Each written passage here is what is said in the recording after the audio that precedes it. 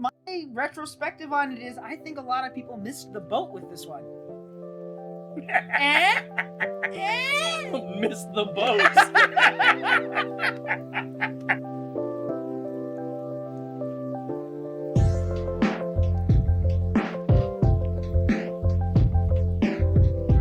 Hi, this is Randall here with No Market Media. And I'm Matt. Today, Randall and I are wrapping up this year's version of our Guilty Pleasure movie series. Today, we're taking a look back at 1998's Deep Rising.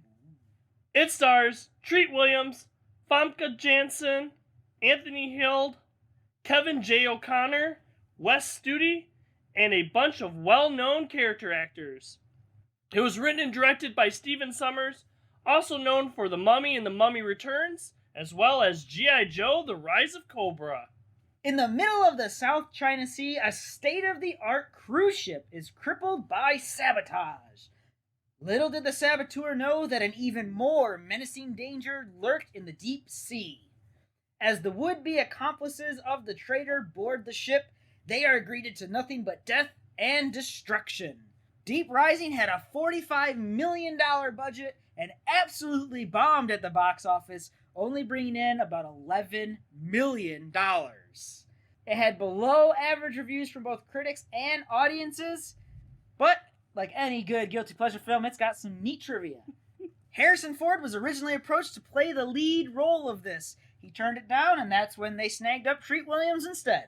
Rob Bottin is well known for his work on The Thing and RoboCop. He did the special makeup effects for Deep Rising, and I will tell you, that definitely shows. That's some pretty good stuff in this. And my favorite is going to the very end of this film. They end up on an island, and that island is absolutely intended to be Skull Island. This movie was originally supposed to be part of some greater King Kong universe, but it bombed so bad that they never went anywhere with it. Alright, I'm sure everyone's figured out by now that this is my guilty pleasure film. And my retrospective on it is I think a lot of people missed the boat with this one.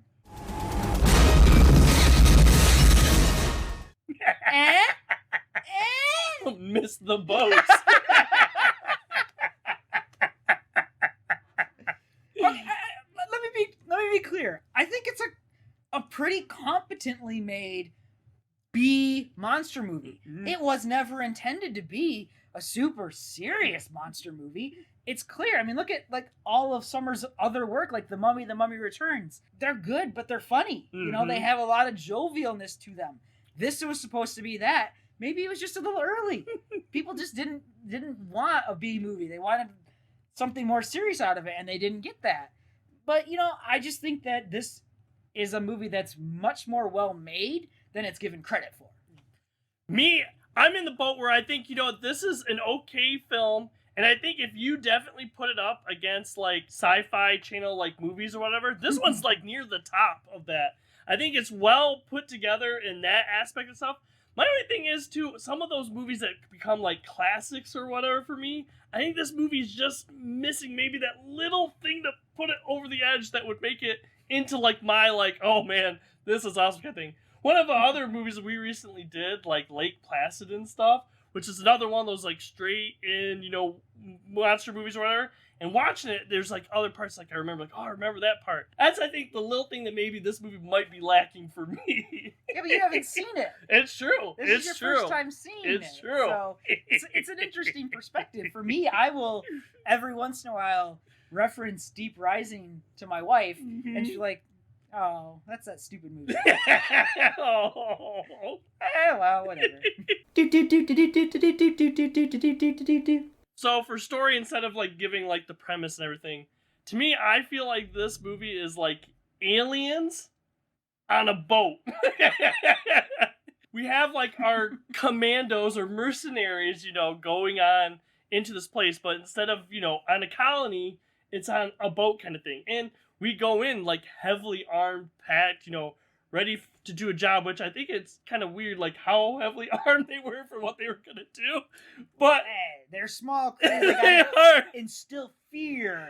And they joke about that too. Our main character, points that out and it's like, Relax, Hanover. This is a cruise ship. You're not gonna need your guns. What if they attack us, man? With what? Margaritas and tanning oil? even though they're so highly armed, they're completely not ready for the situation that awaits them. That's true. Now, like this funny, like the way the story starts out. I mean, you go into this, you watch the preview, you know it's a monster movie. The whole preamble of the sabotage of the boat and what's going on with the mercenaries, with Finnegan and his crew on the smaller boat, is just like, man, what are these guys up to? Who cares? Monster movie stuff. Get to the monster movie stuff. It's just there to get them to the point where they get to the monster movie stuff. Mm-hmm. It's like you said with Lake Placid. Like, who cares about why the paleontologist is there? It's just there to get these characters to where they need to be for the rest of the story. Yep. To get under its way. Now, you said something interesting, though. Like, you felt like it's aliens. Mm-hmm. A lot of people said that this movie just steals from other stuff. And I don't see it that way. I see this as like they knew. This is more like winks and nods. Like when the monsters are coming up and all of the planks on the boat are getting like tipped up, I'm like, that's just a wink and a nod to Tremors. It totally is. Yeah. They're not trying to steal it. They're trying to say, yeah, see? We know what we're doing. For characters, this is obviously where I have the most fun. This is one of the things that I think Summers is very good at, is writing dialogue. Mm-hmm. The mercenaries, they're all tropes. Don't care about them. There's like one mercenary you actually care about, the leader. Mm-hmm. Played by Wes. I love the dynamic of the three mains as the story goes on. They're just having fun. Famke and Treat and Jerry, they are just playing off each other, riffing off each other, and it works. I have a lot of interesting, attachment to those characters. I'm like, okay, I care whether or not they die, basically. Now, I'm not expecting them necessarily to live, but I would care that they die. Mission accomplished in that regards. The mercenaries, expendable. Cool. Even though they're a great, great bunch of character actors. It's the core three that really work for me. Mm-hmm. Me, I will differ a little bit because I like two of the core three. I'm actually not as big on Williams's main character or whatever as much. I don't know. Something to me is a little distracting. The whole time I'm thinking like, oh my goodness, this is like an action version of like a character like William H. Macy would play or something like that. William H. Macy doesn't play action. Exactly. So that's in my mind. It's kind of like if they casted, William H. Macy to do like an action movie, this would be it kind of thing. Well, does your mind change now that you knew that like Harrison Ford's approach to a little bit too. But as we were talking about other things, I think a lot of stuff's on purpose. I think the character is almost supposed to be kind of like an Ash part. Because he kind of, he's meant to be in, but then all of a sudden when he needs to rise to the occasion or whatever, he goes into like action, mode or whatever. But I really did like Jansen's character.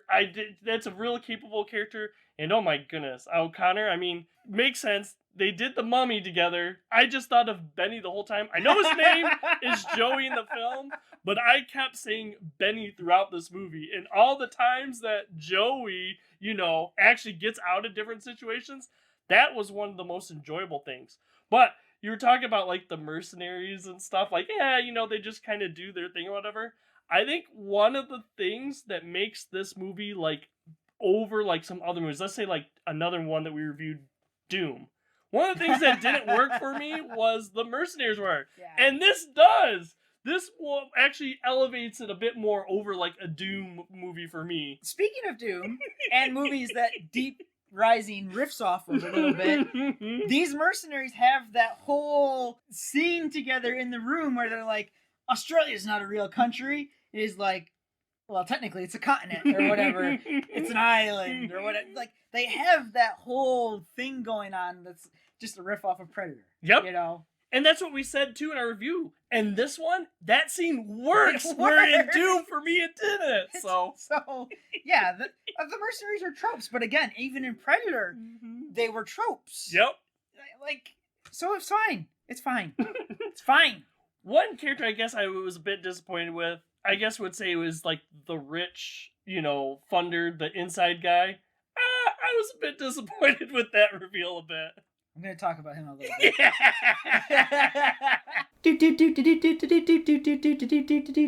So I already said this before, it feels to me like a sci-fi channel monster movie, but it would be at like the top of my list of sci-fi channel monster movies. I think a lot of quality is in this one, though I would say the CGI is probably dated to like 1998.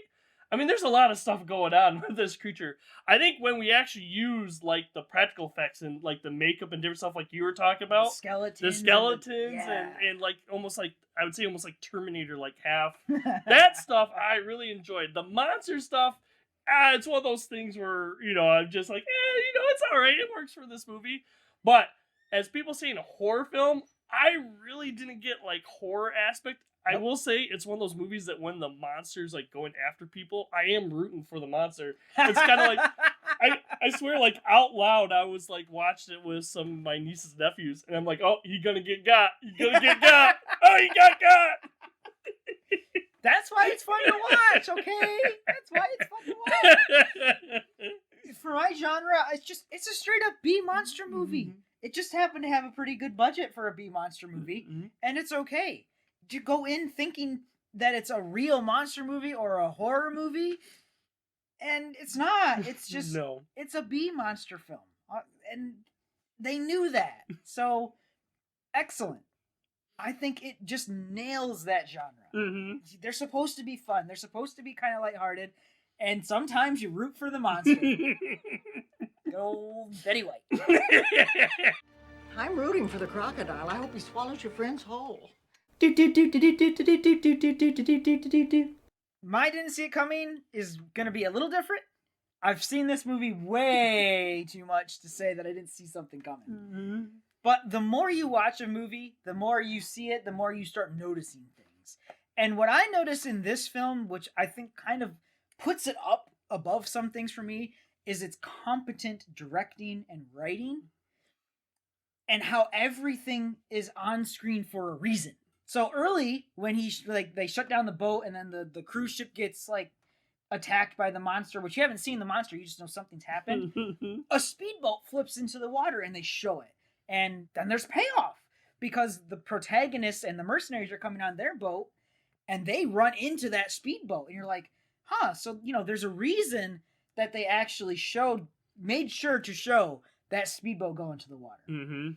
And it doesn't stop there. This movie's full of that kind of stuff. The rich owner of the boat that Matt was talking about, throughout the entire movie, he's got glasses on. He's very studious. They show it again and again and again. He needs his glasses. And then when he's trying to escape the boat and he jumps down onto the mercenary / Finnegan's boat, they show his glasses fall off. It's right on film. And it's like, well, they didn't show it for nothing.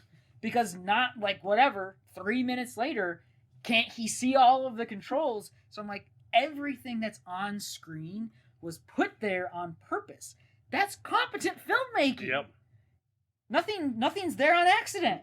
Especially that it's always those little details or whatever that have bigger meaning and stuff later on in the film. Payoff!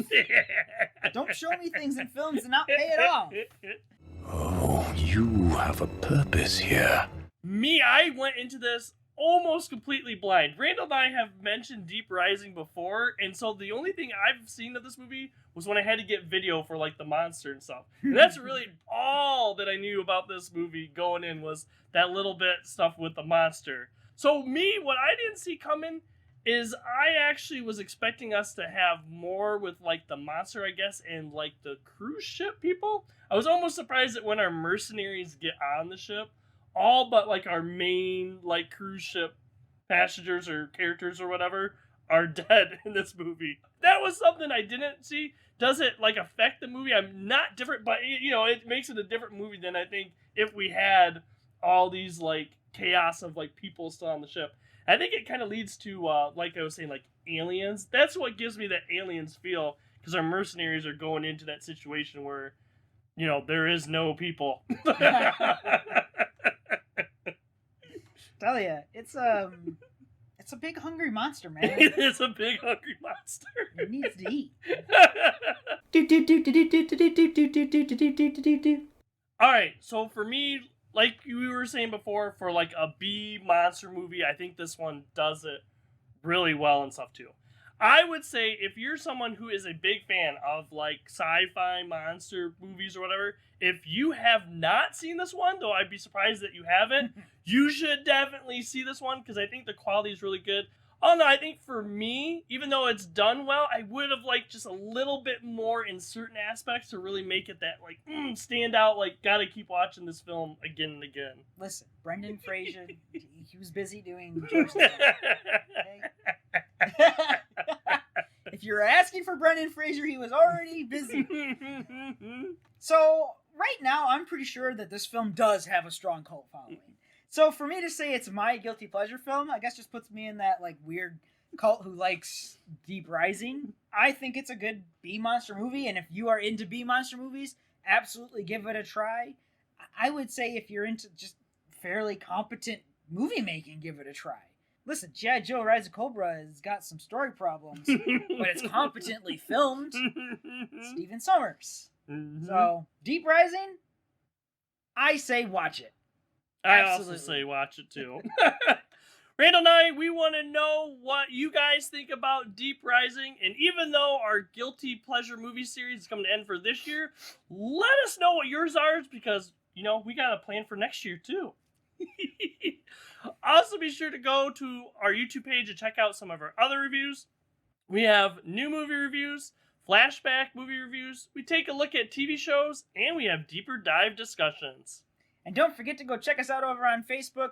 We post what's coming up next on YouTube over there and other things from fandoms. So go check it out. Make sure to go check out our YouTube page. We're posting new videos regularly, so you'll always have something to watch. For now, I'm Randall here with No Market Media, saying goodbye to Guilty Pleasure April month. See everyone next time. And I'm Matt. Have a good day, everyone. Next time on No Market Media.